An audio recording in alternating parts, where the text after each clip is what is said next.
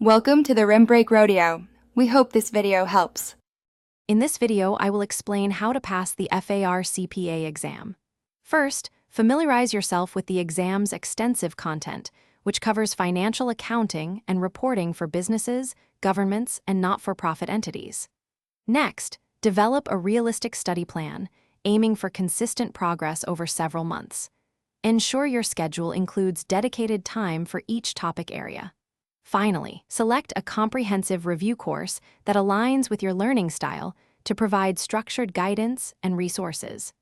This foundational planning is crucial for success. To study effectively, prioritize governmental and not-for-profit accounting, as these areas are frequently emphasized on the exam.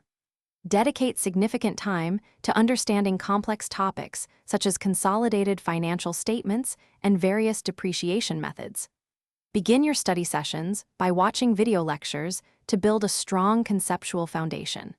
Once you understand the basics, transition to applying that knowledge through practice. This approach ensures you're not just memorizing, but truly comprehending the material for long-term retention.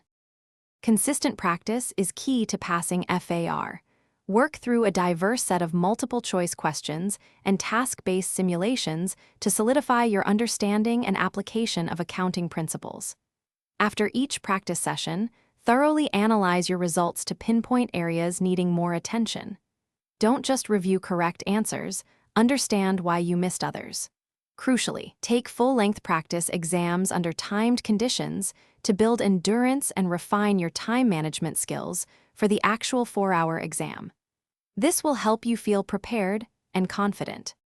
On exam day, remember that a score of 75 or higher is required to pass, and the exam is not graded on a curve. Efficient time management is critical. Try to spend approximately 2 minutes per multiple-choice question and around 20 minutes per task-based simulation.